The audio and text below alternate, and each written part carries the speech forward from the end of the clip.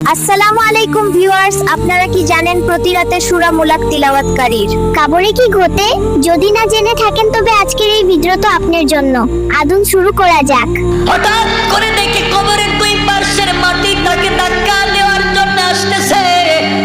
আল্লাহর গোলাম চক্ষু বন্ধ করে দিয়েছে, আর বাঁচা যাবে না। হঠাৎ করে অনুভব করে তার বুকের উপরে কে যেন হাঁটাহাঁটি করে। চক্ষু খুলে তাকায়া দেখে তার বুকের উপর একটা ছোট্ট সবুজ পাখি। চোখের পানি যে ডাক দিয়ে বলে, পাখি রে, এই কবরের ভিতরে কত আমাকে আযাব দিতে এসেছে। তুই কেমনে কবরের ভিতরে আসলে? অক্সিজেন আসে না, কবরে ঢোকা যায় না, তুই কেমনে ঢুকলি?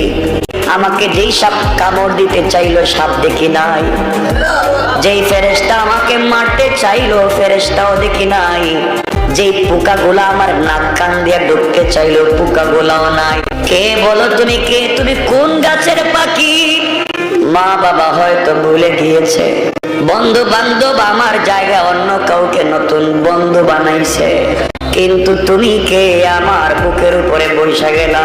পাখি আল্লাহর কাছে ডেকে ডেকে বলতেছে, আয় আল্লাহ তাআলা, তোমার গোলাম আমাকে ডেকে ডেকে বলতেছে, তাকে যেন জবাব দেই। কি দিব আমাকে? তুমি জবান খুলে দাও। আল্লাহ পাখির জবান খুলে দিবেন। পাখি ডাক দিয়া বলবে, আল্লাহর গোলাম, আমি দুনিয়ার গাছের ডালে ডালে বসা সাধারণ কোনো পাখি না। তুমি দুনিয়ার জমিনে যত অন্যায় করো না কেন, প্রতিদিন রাত্রে ঘুমাবার আগে সূরা মুলক তেলাওয়াত করে তুমি যে ঘুমাইতে, এই সূরা মুলকটাকে আমার আল্লাহ পাখির সূরা ধরায়া তোমার বুকের উপরে বসায়া দিয়েছেন। আল্লাহু আকবার। আমি তো কোরআন সূরা মুলক তোমার বুকে বসে গেলাম।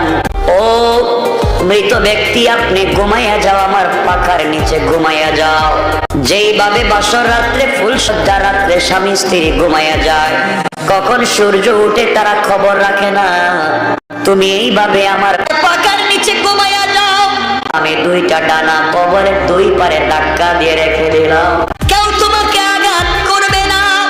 কিয়ামতের দিন তুমি ওইভাবে উঠবে, তোমাকে কেউ আঘাত করবে না। আর আমি পাখি কথা দিলাম রে গোলাম, তোমাকে আল্লাহর মিজানে পুলসিরাতে সুপারিশ করে করে জান্নাতে না নেওয়া পর্যন্ত আমি পাখি তোমার থেকে আলাদা হব না।